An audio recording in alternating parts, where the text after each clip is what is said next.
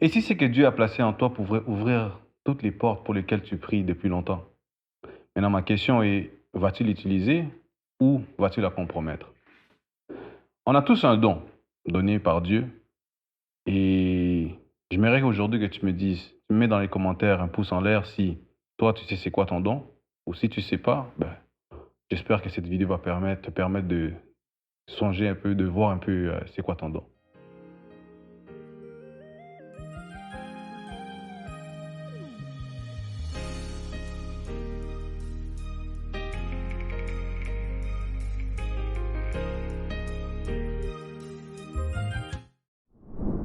Que Dieu vous bénisse, bienvenue dans la deuxième vague, ici Mr. B. Et on se retrouve aujourd'hui avec un membre de l'équipe, un artiste, un réalisateur, un producteur, un vidéaste, un photographe. Si je veux commencer à énumérer tout ici, là, ça va me prendre une éternité. Mais je vais vous laisser le découvrir. Je vous présente le frère Dato. Mon cher, comment ça va? Ouais, super bien, Mister B. Et vous, j'espère. Ah, je vais bien, merci. Euh, j'ai fait une petite présentation, mais parle-moi un peu de ton parcours avant qu'on puisse plonger dans le vif du sujet.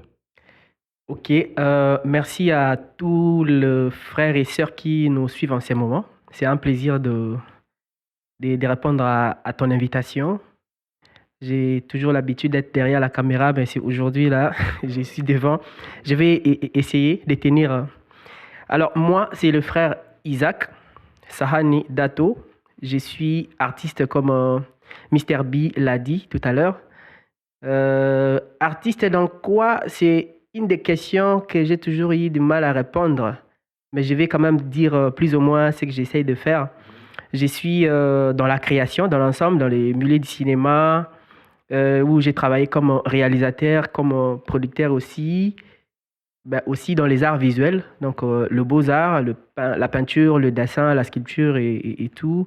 La photographie aussi, bon, il y en a beaucoup, la musique. Et peut-être au cours de cette émission, on aura l'occasion de développer pour vous donner l'idée de ce qu'on sait faire. Tu me parles de grosses réalisations, tu peux me nommer ton parcours un peu côté réalisateur et tout?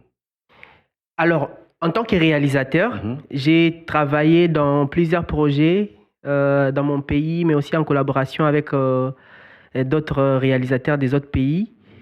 Là, on a travaillé l'année passée, un film qui est sorti aussi, avec un réalisateur congolais qui s'appelle Nelson. J'ai travaillé comme deuxième assistant réalisateur. Actuellement, j'ai moi-même un film qui est en post-production. Ça dépend de mon producteur. Quand est-ce que ça va sortir? Ça pourrait être dans des festivals, ça dépend d'où le producteur va décider et tout. Après, j'ai travaillé aussi pour plusieurs commandes avec des institutions, des boîtes de production, des projets de commandes de vidéos et tout, etc. Il y en a beaucoup. Si on veut citer ici, on ne va pas en finir. Voilà un peu. D'accord. Donc je vois quand même que on parle pas un novice. On parle quand même un artiste avec un parcours et une expérience. Et on va essayer de naviguer un peu dans ce sujet ici, où est-ce que le don et la foi se met en chemin. Des fois ça clash, des fois ça... Donc pour commencer d'abord, comment as-tu découvert que tu avais un don? Quand as-tu réalisé ça? Waouh, ça c'est une très belle question parce que je pense que c'est ici que je pourrais répondre peut-être pour la deuxième fois de comment j'ai découvert. Mais j'avoue que j'ai été inconscient. Moi, je ne savais rien. Et c'est très tôt, j'étais petit, je crois, je me rappelle, j'avais 10 ans comme ça. Je me voyais juste faire des choses, des dessins, j'écrivais des histoires, j'écrivais des chansons et tout, etc. Mais moi, je ne savais pas si j'étais appelé à faire quoi ou c'était un don, un talent. Je connaissais absolument rien. Moi, j'étais vraiment inconscient, comme je l'ai dit. Et pour la toute première fois, la personne qui a dit que moi, j'étais artiste ou j'avais les dons ou les talents, c'était mon grand frère. Pour la petite histoire, en fait, c'est là d'où cela est arrivé. À l'époque, on avait un magasin et tout. Et moi, on m'a envoyé aller acheter ou déposer l'argent vers les grosses boutiques. Et puis, il y a quelqu'un qui devrait m'accompagner pour ramener les histoires. Alors, moi, quand j'ai parté acheter, et là où j'arrivais, vu que j'avais un projet, c'était d'acheter des couleurs, des pinceaux, des choses comme ça. Parce que dans notre boutique, on vendait juste des crayons, des couleurs et tout, etc. Et moi, j'avais fait un projet, le peu d'argent qu'on m'a donné pour manger à l'école et tout, j'économisais petit à petit. Et là où je partais acheter des choses, à chaque fois, parce que vous voyez, moi j'ai grandi au Congo, on a l'habitude de discuter sur des prix affichés et tout, négociations. J'arrive là, je dis, bah, il me manque 5 francs aujourd'hui. 2 fois, 3 fois comme ça, on m'a laissé. Mais comme la personne là me connaissait, il connaissait mon grand frère aussi. Le jour où mon grand frère est arrivé, il a dit, mais ton petit frère, quand il vient ici, il dit qu'il manque toujours de pièces comme ça. Hein? Mais quand toi tu viens, tu achètes directement. Il dit, ah, ok, ben, je vais parler avec lui à la maison. Et le grand frère est rentré, il m'a grondé. Mais après, ce que j'avais remarqué, il m'a appelé un moment. On fait tout pour toi, tout ce que tu as besoin, quand tu demandes, on te donne.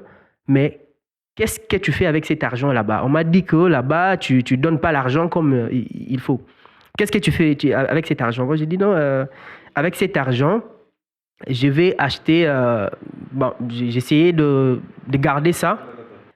Après, il m'a demandé qu'est-ce que tu fais ou tu vas faire avec cet argent-là. Moi, je lui ai dit non, c'est pour acheter des couleurs. Il a dit des couleurs, ouais. Après, il m'a plus grondé. Il m'a dit non, non, mais il fallait dire. Si tu avais besoin de couleurs, il fallait dire. On allait t'acheter des couleurs.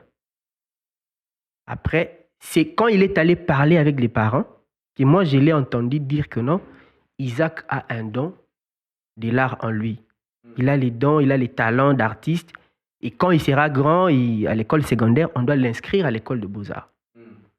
C'est comme ça qu'il a commencé à me soutenir parce qu'il voyait comment je faisais des dessins et tout, etc. Et c'est là, c'est vraiment, j'avais, je crois, 11 ans, 12 ans. C'est lui qui m'a dit, quand tu seras avancé à l'école, on va t'inscrire à l'école de beaux-arts. C'est comme ça que moi j'ai découvert, parce que de moi-même, j'étais inconscient, je ne savais pas. C'est lui qui a dit que j'avais ces dons et il m'a soutenu. Et c'est grâce à lui, parce qu'après, je me rappelle, vu que j'ai dessiné, à la maison, on était un peu départagé. Ma mère voulait que je puisse faire le modélisme, des choses comme ça, pour son intérêt aussi, pour que je puisse confectionner pour elle. Et mon grand frère, lui, il voulait que je fasse l'école de beaux-arts. Mais après, un moment, quand ma mère a fait un voyage, un long voyage, je devrais rester avec mon frère, je n'avais pas de choix. Mon frère habitait au centre-ville, proche de l'école de beaux-arts. C'est comme ça que j'ai finalement dit, OK, je vais. Mais moi-même, ma vision, mes objectifs ou mon rêve, c'était de devenir réalisateur de cinéma et pilote d'avion. Okay. Parce que je me disais, vu que mon père voyageait beaucoup, je me disais la seule manière pour moi de battre les records de voyage de mon père, c'est de devenir pilote. Mais entre-temps, je me disais, est-ce qu'on peut être pilote à la fois et être réalisateur et tout? Voilà un peu la petite histoire, ouais. Donc là, ton frère a découvert ça, mais est-ce que quand toi personnellement, tu as eu un déclic par rapport à ça, c'était quand exactement que tu as décidé que ok, tu te lances? C'est quoi le déclic? C'était au moment où, je peux dire, j'ai commencé à faire, je ne peux pas dire des exploits, mais en fait, par exemple, moi, je me posais des questions. Comment on peut arriver à composer une chanson? Mais c'est quand je me suis rendu compte que j'ai écrit une chanson, que j'ai chanté comme ça, après, je vis les gens à côté retenir et répéter. C'est là que moi-même, je me suis dit, ah, j'ai quelque chose. Ça a commencé avec la musique. Les dessins, oui, je pouvais dessiner et tout, mais vu que je voyais des grands dessinateurs, je me disais, bah, moi, ça ne représente rien. Pas de niveau, ouais. Oui, mais il y a des gens qui voyaient que c'était intéressant ce que je faisais. La peinture et tout, des choses un peu comme ça que j'ai griffonné. Mais c'est à travers la musique que j'ai pris conscience que non, il y a quelque chose en moi. À toi qui nous écoutes, si tu te souviens du moment où est-ce que toi, tu as réalisé que tu étais doué pour quelque chose, écris-nous dans le commentaire, on va vous lire, ça va nous faire plaisir. Notre cher artiste. Bon, je vais t'appeler artiste aujourd'hui parce que tu es un artiste. Maintenant, quand on développe dans le milieu artistique, il y a beaucoup de compromis. C'est quoi les difficultés en fait c'est quoi les tests que tu as dû affronter par rapport à ton don que Dieu t'a donné? Oui, il faut avouer que c'est un milieu très, très sensible. Parce que, vous savez, on a affaire au succès. Il y a les projecteurs, c'est tout le monde qui vous regarde. Surtout quand le Seigneur vous fait grâce de fréquenter dans certains milieux. Vous voyez, on a eu la grâce de faire un peu de festivals, de rencontrer des grandes personnalités dans le milieu des arts et tout. Et c'est très compliqué. La compromission, je dirais, c'est vraiment au bout du nez, hein, parce que, imagine, il y a le succès, il y a l'alcool, il y a les femmes, il y a tout ça, il y a l'argent et tout. Et vous savez que les succès, pas que pour les artistes, pour tout le monde, même certains hommes des dieux, ça, c'est un combat. Ah oui. C'est vraiment un combat et un défi. Et moi, il m'est arrivé, et tout. Parce que tu es face à certaines situations, certaines réalités et tout. Après, tu regardes ta foi, ce que toi tu crois, parce que moi je suis chrétien, et tu regardes l'influence qu'il y a à côté. C'est compliqué. Je peux te donner un exemple. Pour la première fois, par exemple, quand j'ai commencé à faire des festivals et tout, vous savez, quand on est invité, il y a souvent, et pendant les activités, il y a ce qu'on appelle les afters. Et c'est dans les afters où il se passe des deals, des vrais deals. C'est-à-dire que pendant qu'il y a des activités, peut-être vous n'aurez pas le temps de bien parler avec des producteurs ou des galéristes, des directeurs des institutions et tout. Et c'est dans les afters que vous aurez vraiment le temps de bien parler. Ouais. Et je me rappelle au début, Isaac, tu viens pas avec nous, tu peux dire, non, je vais pas venir et tout. Mais après, tu sais que c'est là où il se passe des choses. C'est là que les négociations se passent. Ouais. Tu arrives là-bas, qu'est-ce que tu vas boire? Tout le monde... Il y a des gens qui ne prennent pas l'alcool. Et c'est vie normale. Mais quand quelqu'un sait que toi, tu es déjà chrétien, même quand tu ne prends pas l'alcool... C'est vu comme si... Mais pourtant, il y a une autre personne là, on sait que lui, il est soit musulman ou il ne prend pas seulement l'alcool, mais on ne lui tient pas. Mais toi, c'est quel artiste comme ça, tu ne prends pas l'alcool et tout. Je me rappelle dans mes débuts, par exemple, il ne faut pas... Les frères et les sœurs qui nous regardent, c'est un témoignage aussi. J'ai résisté au début. Au fur et à mesure, avec l'influence des autres, j'ai dit, aujourd'hui, je vais mettre 5% d'alcool et 95% de jus et tout. Mais c'est jusqu'à ce que j'ai eu l'inverse. Ça sont des choses qui m'est arrivé comme ça. Et c'est l'œuvre de l'ennemi. Ça souffle dans ton oreille, mais toi aussi, tu es Isaac. Tu es Isaac, tu vois. Et par là, c'est que je voulais dire, c'est que quand on est chrétien, on est croyant, on évolue dans un domaine quelconque, être né de nouveau ne suffit pas.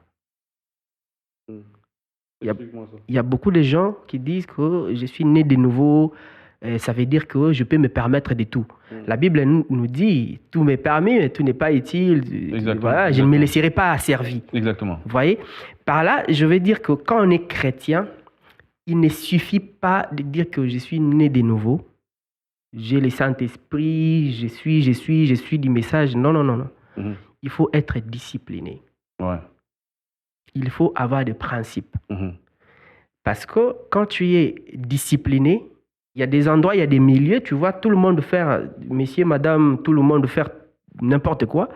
Toi, tu vas te dire, moi, je suis chrétien, je suis croyant. Je ne peux pas me laisser et tout. Et ça, c'est très important. C'est parmi des erreurs comme ça où si tu te laisses faire et puis après, tu te retrouves tout près de la frontière. Ouais. Donc, ok. Donc, ça arrive souvent, ces genres de choses-là. Donc, toi, tu nous dis, le conseil que tu donnerais, ce serait vraiment d'être discipliné par rapport à ton avancement dans le niveau artistique. Oui. Et aussi, si je peux ajouter, être discipliné et connaître son identité en Christ. Vous voyez? Connaître qui je suis. Vous vous rappelez de l'histoire des 3 Hébreux, par exemple? Ils se sont retrouvés à Babylone, ils ne sont pas de Babylone. Mais ils se sont dit, non, nous, on ne peut pas le faire parce qu'on est ici. C'est comme ça. Je suis Isaac, je suis artiste. Je peux me retrouver à un lieu, à un endroit comme ça, mais je dois me rappeler de mon identité première. C'est ce que je suis croyant, je suis chrétien. Pour ceux qui ne lisent pas beaucoup la Bible, les 3 Hébreux, c'est Shadrach, Meshach, Abednego. Ah oui, voilà. C'est une précision à donner. Ouais. Merci beaucoup, Mr. B. Mais moi, je suis pas dans le monde artistique comme à ton niveau.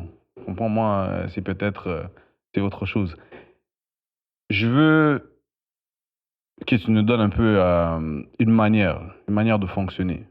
Parce que le don que Dieu t'a donné, tu dois exploiter ce don-là. Mais si tu fais pas attention, tu vas risquer de te faire exploiter. Donc, aide-moi un peu à mettre la lumière sur le fait de comment exploiter ton don sans t'exploiter toi-même, sans te faire exploiter. Waouh! C'est parmi les gros défis que moi-même j'ai rencontrés dans ma carrière. C'est pour ça que tu es là. Parce que avec l'expérience, on ne parle pas à un novice, on parle avec une personne qui a l'expérience, qui a vu des choses que d'autres personnes n'ont pas pu voir. Et je sais qu'il y a certains enfants qui ils ont ce don-là, qui ont cette envie-là, mais les parents sont des fois un peu hésitants et tout. Et j'espère que ça pourrait aider à pouvoir naviguer ces eaux périlleuses. Ouais. Voilà. En fait, d'abord, ce qu'il faut savoir, c'est qu'un don, c'est vrai que dans la Bible, on nous parle de... Là où on a abordé la question des dons, c'est dans 1 Corinthiens 12 où on nous parle des 9 dons spirituels et tout. Oui. Mais il y a pas que ça comme don. Vous voyez? Et c'est dans ces contextes-là, de ce que Dieu a donné pour l'Église et tout.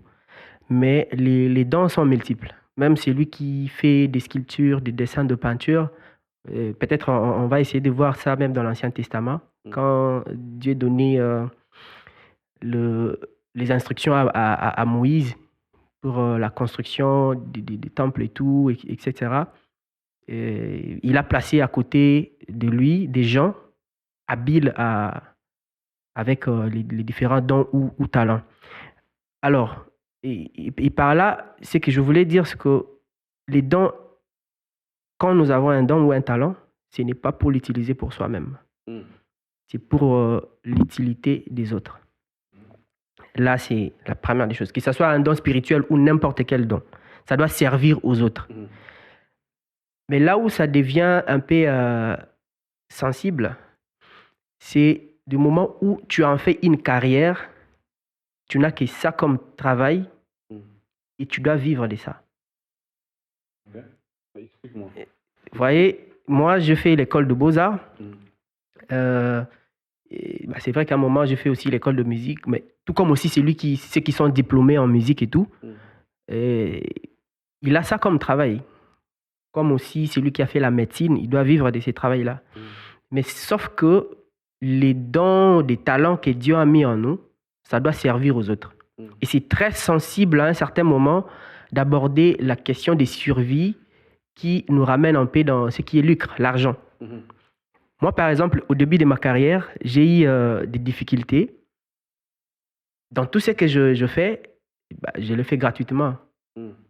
Même auprès des artistes, parce que un des travaux que j'ai eu à faire beaucoup plus, c'est les travaux d'accompagnement des artistes.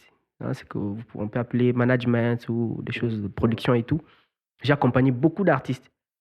Et c'était toujours difficile et compliqué pour moi d'aborder les questions d'argent. Et comment je suis arrivé à...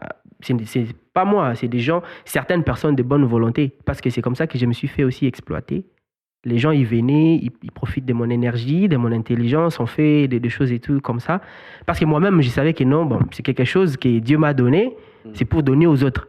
Mais sauf que c'était du temps que je passe là.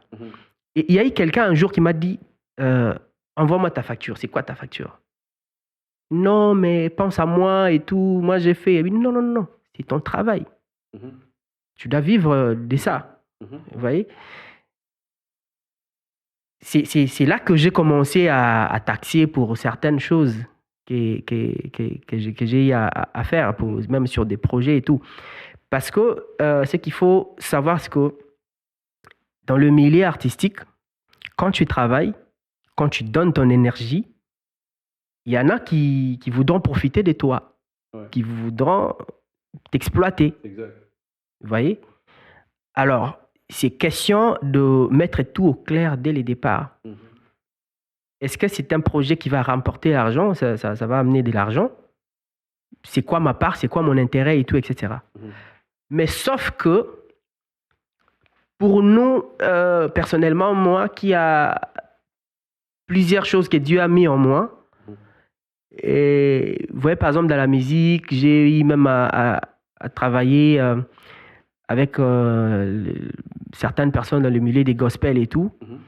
Ben, je ne peux pas demander de l'argent, par exemple, quand je viens, quand je viens, quand je viens intervenir sur un projet de campagne d'évangélisation, par exemple. Je me dis, ah, ici c'est pour Dieu et tout. Mais sauf que la frontière, elle est un peu floue de savoir quand est-ce que c'est un travail qui doit être rémunéré et quand est-ce que je dois travailler pour participer dans l'œuvre du Seigneur. Mais c'est très compliqué. Même moi-même, j'avoue, ça embrouille hein, parfois. Mais moi, j'ai la manière que je vois le don. Premièrement, le D, je le mets pour diriger par Dieu. D'accord? D, dirigé par Dieu. Le O, oin, pour impacter. Et le N, nécessaire pour ta génération. Quand on a un don, le don est dirigé par Dieu. Mais maintenant, quand tu travailles, la Bible nous dit l'homme mangera de la sueur de son front. Tu as besoin des outils, tu as besoin de pouvoir être dans une bonne posture pour avoir de l'inspiration. Donc, ça nécessite quand même un genre de fond qui va te permettre de pouvoir être assez outillé. Exactement, pour bien exploiter ton affaire. Et c'est là que vient mon problème. Parce que là, je saute à une étape, à un point qui est très important. Donc, le point qui est très important, c'est quoi? Je vais passer sur le fait, la place de la foi. Donc, quand je parle de la foi, je parle de notre croyance. Oui. Ok? Je parle de notre croyance. Souvent, ça c'est une observation, ma propre observation. Oui. Et il faut garder en tête, quand je parle de la foi, je parle de notre croyance. Oui. La foi a souvent été utilisée comme un outil pour oppresser les dons. Bien pensé. Donc, ça a souvent été un outil pour oppresser les dons. Et pourtant, la foi n'est pas là pour limiter les dons, mais plutôt pour libérer les dons. Nos croyances sont supposées de libérer nos dons et non pas l'étouffer. Mais souvent, c'est ça qu'on rencontre dans le milieu des églises. Maintenant, c'est sûr que quand on parle de dons, surtout dans les milieux religieux, on va souvent parler du chantre, on va souvent parler de musiciens, clavéristes, guitaristes, ainsi de suite. Mais vous, les artistes, vidéastes, producteurs, peintres, vous êtes mis comme de côté. Et ça me dérange un peu parce que je me dis, ces dons-là peuvent être exploités et on peut créer un réseau où nous allons savoir que nos gens à nous sont dans un endroit sécuritaire. Exact. Ils sont bien traités, ils sont valorisés pour le don. Parce que ce don-là, c'est un don donné par Dieu. Je ne sais pas un peu qu'est-ce que tu penses de ma réflexion par rapport à ça. Non, mais c'est une belle réflexion parce que la réponse, on peut lire même quelque chose dans la Bible. Ah oui, là. oui. J'aurais un peu, un peu de prétention de dire comme ces pasteurs-là qui ont l'habitude de dire on va choquer. On va choquer. Hein? On va choquer les gens pour dire que le travail que nous faisons, c'est même un ministère. Frère. Non, allez-y. Je ne crée pas une nouvelle doctrine là. Oui. On va lire dans Exode 31. L'Éternel parla à Moïse et dit: sache que j'ai choisi Betsalel, fils d'Uri, fils de Hur, de la tribu de Juda. Je l'ai rempli de l'esprit de Dieu, de sagesse, d'intelligence et de savoir pour toutes sortes d'ouvrages. Permettez-moi de continuer. Je l'ai rendu capable de faire des inventions, de travailler l'or, l'argent, les reins, de graver les pierres enchâssées, de travailler le bois et d'exécuter toutes sortes d'ouvrages. C'est de l'art, ça. Ah oui. C'était un ministère que Dieu avait placé à côté de Moïse pour exécuter la vision que Dieu avait donnée à Moïse. Ce verset m'a beaucoup aidé dans ma carrière parce que à un certain moment, j'étais un peu perdu. À travers tout ce que moi j'ai comme différents dons ou talents, il m'arrivait, par exemple, quelqu'un m'appelle, Isaac, viens m'aider à faire telle chose. Je dis, je ne connais pas, je ne sais pas faire ça, je ne l'ai jamais fait. Et je me permets, oh non, ok, on va te montrer. Je viens et je le fais bien. La personne, non, tu m'avais menti que tu ne savais pas faire, mais là, tu as bien fait. Ça veut dire que tu sais les faire. Et à force de faire beaucoup de choses et que je le faisais avec maîtrise, les gens, il y a certaines personnes, non, mais toi, tu te prends la tête, tu fais tout finalement, tu es qui et tout. Et ça commençait à me déranger. Mais le jour où j'ai lu ça, j'ai compris que ça ne dépend pas de l'homme. C'est des grâces que Dieu donne. C'est Dieu qui nous donne des capacités. Au travers de l'intelligence, la sagesse, de faire toutes sortes. À un seul homme, il a dit ici, il lui a donné la capacité d'inventer, de travailler le fer, l'or et tout, etc. Et, vous voyez. Et c'est la Bible, ce que vous venez de dire là dans le milieu des chrétiens. La foi n'est pas censée étouffer les dons ou les talents, mais donner de la lumière, accompagner et tout, etc. Créer des plateformes et tout, etc. Beaucoup d'artistes aujourd'hui, à part ceux qui font la musique, l'Église trouve l'intérêt parce que les musiciens ils vont accompagner les cultes. Mais il y a des gens comme nous que Dieu peut remplir de sagesse, d'intelligence pour créer des choses qui peuvent aussi bénir les enfants de Dieu. Vous verrez qu'il y avait des pièces, même les vêtements, on a parlé des vêtements ici, que les sacrificateurs devraient porter, tout ça. C'était fait par des artistes. Et c'était ouin. Mais c'est ça mon affaire. Parce que moi, par exemple, moi, quand il s'agit des tableaux, les tableaux de peinture, j'aime ça. Je ne sais pas pourquoi, moi j'aime ça. Maintenant, moi, je peux regarder un tableau, pour une autre personne, ça peut absolument rien dire, mais moi, quand je regarde, je vois plein de trucs.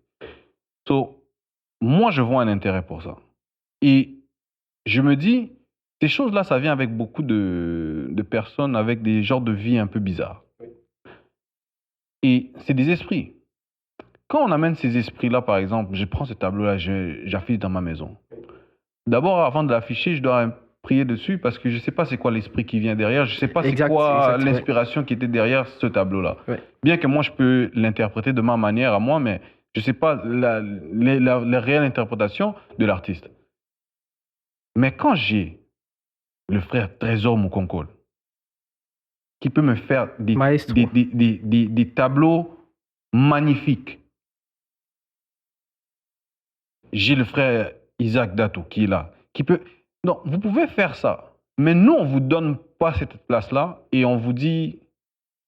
On vous laisse un peu à vous-même. Et on ne valorise pas. Bon, si le frère Isaac le fait, eh bien, le même tableau que frère Isaac fait, si j'allais acheter ça dans un magasin, j'allais payer $3,000. Mais parce que c'est frère Isaac, moi je vais négocier à $20, $50. Vous voyez un peu comment ça tue la chose.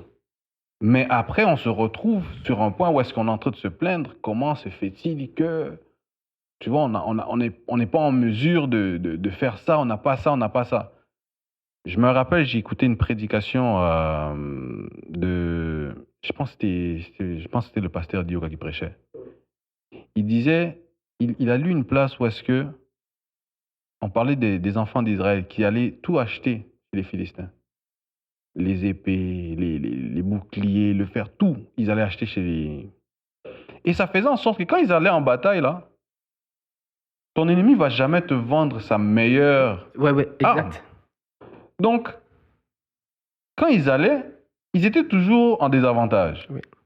C'est là que le roi a dit, mais non, nous aussi, ici chez nous, on peut aussi commencer à fabriquer nos épées, nos boucliers chez nous ici. On a les dons. On prie un Dieu qui est vivant. On prie un Dieu qui n'a pas de limite. S'il a inspiré le frère Dato, pourquoi moi j'irais pour abaisser le talent de frère Isaac, mais aller payer le plein prix pour Et notre artiste, un autre un artiste artiste ailleurs. ailleurs. Donc, ouais, un peu, c'est ça un peu mon problème. Je sais pas si tu peux t'exprimer comme comment vous vous sentez par rapport à ça. Moi, je parle de l'extérieur, mais toi, de l'intérieur, comment vous vous sentez? Ça dérange, ça fait mal.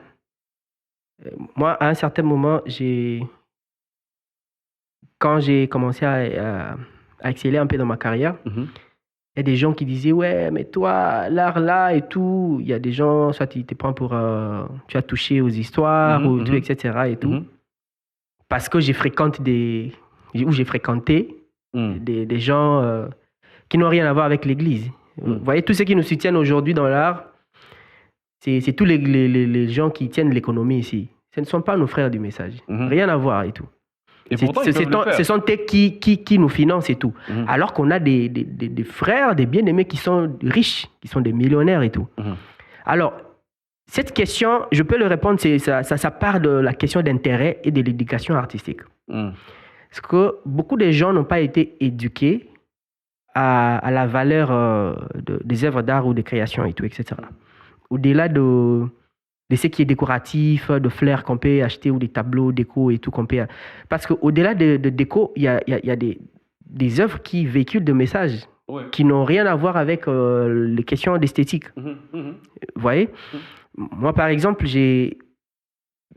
le dernier projet que j'ai travaillé là, ça traite sur la question de l'exploitation minière.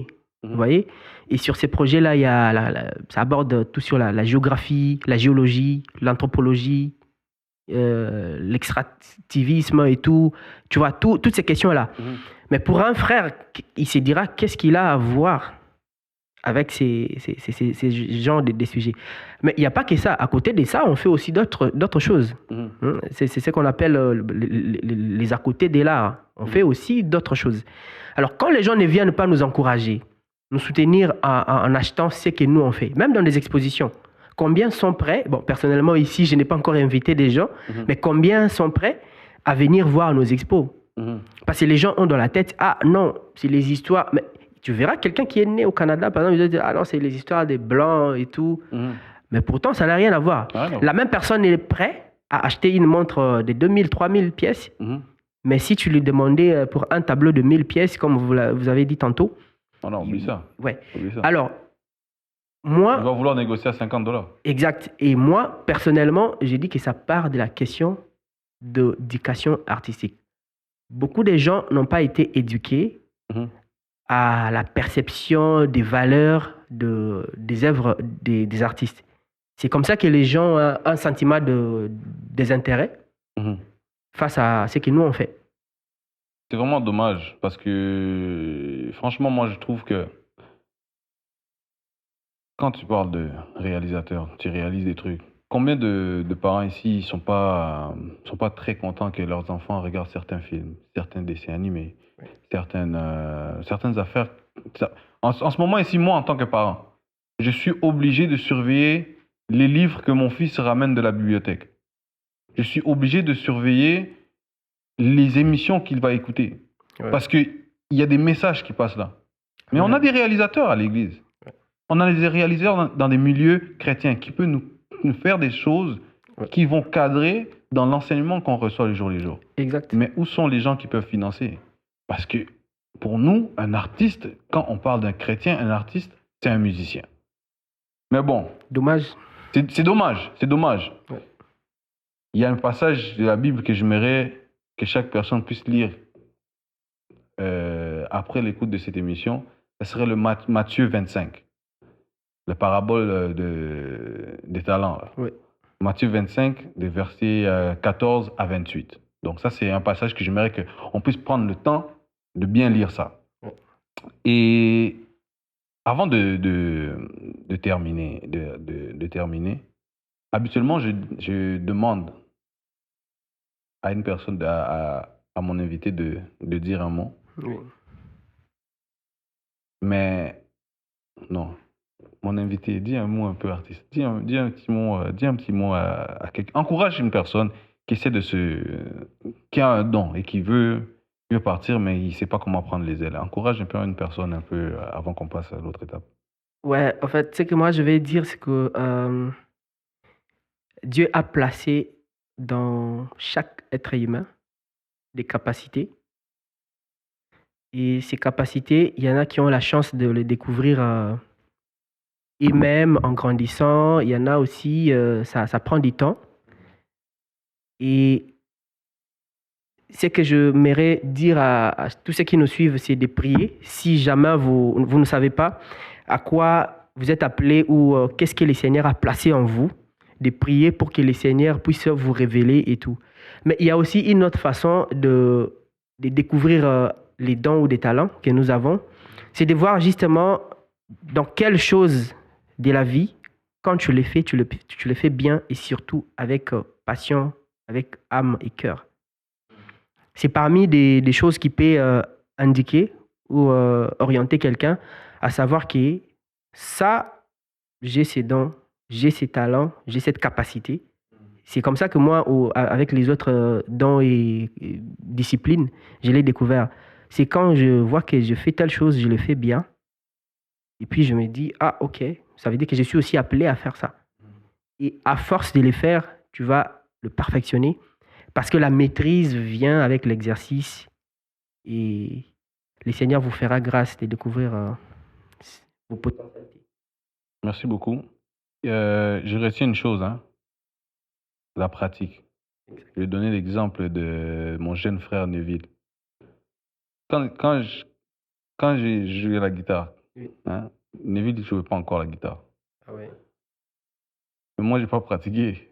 J'ai pas pratiqué. Mm. J'avais une autre trajectoire. Je n'ai pas pratiqué. Mais Neville s'est mis à la guitare, il s'est mis à pratiquer, il a pratiqué, il a travaillé sur son don. Aujourd'hui, là, je n'arrive même pas à la cheville. Voilà. Je n'arrive même pas à la cheville. Pourquoi? Parce que oui, il a un don, mais il a travaillé pour ça. Ça, c'était juste une petite parenthèse. Maintenant, avant de conclure, il y a quelque chose de nouveau qu'on fait ici maintenant sur le plateau. Oui. J'appelle ça la chaise en feu. Hey, Ça veut dire je quoi? ne vais pas fuir. La chaise en feu, ça veut dire quoi? Oui. Là, c'est une question que moi, je t'amène. C'est une question qu'une personne a demandé. Une personne a demandé une question parce que là, dorénavant, avant l'émission, on publie sur nos réseaux sociaux, sur Instagram, on va publier que c'était l'émission. Ceux qui ont des questions, ils peuvent le poser. Puis on va essayer de passer à travers certaines questions. Des fois, on va en prendre un, des fois, on va en prendre deux. Donc, dépendamment des premiers arrivés, premiers servis. Donc, aujourd'hui, on a une question. Ça vient d'un frère. Ça vient d'un frère. La question dit ceci. J'ai un amour pour l'art et je crois que c'est mon talent donné par Dieu. Mais on me dit que ce n'est pas un don chrétien puisque je ne peux pas glorifier Dieu à travers ça. Que dois-je faire? On venait de lire ici sur Exode 31. Je ne sais pas exactement dans quelle discipline lui, il veut exceller et tout. Mais s'il va lire dans Exode 31, ici, on n'a même pas parlé des dons de prophétie ou non. On n'a même pas parlé de ça. Ici, on a dit que c'est l'Éternel qui donne les capacités, la sagesse, l'intelligence, tu vois, aux hommes. Je vais reprendre pour lui exactement la phrase là. On dit, je l'ai rempli de l'esprit de Dieu, de sagesse, d'intelligence et de savoir pour toutes sortes d'ouvrages. Je ne sais pas lui s'il est appelé à faire qui. Même les frères qui font la plomberie, vous pouvez servir Dieu en travaillant dans la plomberie. Mais c'est ça, c'est là que je veux. Là, mais comment quand il dit ce n'est pas un don chrétien. C'est pas un don chrétien puisque je ne peux pas glorifier Dieu à travers ça. Donc comment tu peux glorifier Dieu par exemple à travers, je sais pas moi, à travers l'art ou à travers, je sais pas, la production, je sais pas. Nous avons souvent la perception que glorifier Dieu, c'est exercer un talent ou un don dans les sanctuaires. Il n'y a pas que ça. Dieu nous a dotés des capacités utilitaires pour les autres. Il y a une maman quelque part, il y a un monsieur, il y a un enfant, il y a une famille quelque part qui ont besoin de rénover la peinture et tout, Parce que s'ils continuent à vivre dans l'humidité, ils vont tomber malades et tout, les gens ils vont mourir. Ce n'est pas le plan de Dieu pour ces personnes-là. Mhm, mhm. Si toi tu ne vas pas dire que tu glorifies pas Dieu. Quand tu vas aller exercer avec la peinture, la rénovation, tu travailles et tout, je sais pas, la maçonnerie et tout, les gens ils vivent dans la bonne condition, Mhm. bah, le Seigneur est glorifié. En plus, tu auras l'argent, tu vas payer la dîme Ah oui. Ah, voilà, voilà. et l'offrande. Tu vas soutenir l'œuvre de Dieu. On a dit un chrétien, un croyant, dans une assemblée locale, c'est celui qui soutient son église par sa présence, ses offrandes, sa dîme, Mhm. tout, la prière. Maintenant, si toi, tu n'exerces pas les capacités, c'est que Dieu t'a donné. Donc, Tu verras pas que tu seras là justement dans la présence, mais qu'est-ce que tu vas donner à la maison du trésor? ah, ça c'est vrai. Je suis d'accord avec vous. Merci pour cette réponse. Et pour ceux, moi aussi je rajoute, pour ceux qui aiment négocier les prix là, des œuvres d'art des artistes, là, il faut se souvenir qu'ils doivent aussi contribuer au trésor dans Ah oui. l'église. Ils doivent contribuer avec leur, Je dois payer ma dîme. leur dîme et tout. Donc, quand vous volez aux artistes, vous volez à Dieu parce que c'est le pourcentage. Bon, je ne sors pas ici des. Mais je fais juste dire. Ouais. Donc voilà, nous sommes rendus à la fin de notre émission aujourd'hui, mon cher artiste. Merci beaucoup d'être venu. Merci à vous aussi. Il y a beaucoup de choses à dire, mais le temps, on va toujours se rattraper. Je pense on va aussi élaborer un peu plus dans ce sujet-là. On a aussi une autre sœur quelque part au Canada ici qui fait elle fait des livres pour les enfants et tout, des dessins et tout. Ah ouais. On va trouver un moment où est-ce qu'on va pouvoir l'inviter pour aussi parler de ça. Si vous avez des dons ou vous avez un sujet que vous voulez aborder avec nous dans le plateau, vous êtes le bienvenu à nous écrire dans par l'entremise de notre compte Instagram. Ce sera un plaisir. Donc, un petit défi pour vous aujourd'hui. Donc, publiez dans votre réseau quelque chose dont vous sentez que vous avez un don pour quelque chose. Essayez de publier ça et mentionnez-nous dans votre publication pour qu'on puisse vous soutenir. Parce qu'aujourd'hui, on veut encourager toute personne, parce qu'on a tous un don quelque part. On veut encourager toute personne qui a un don de pouvoir se manifester pour glorifier Dieu. Donc, c'était votre frère Mr. B à l'appareil et que Dieu vous bénisse. C'est ainsi que j'amène ma pierre à l'édifice.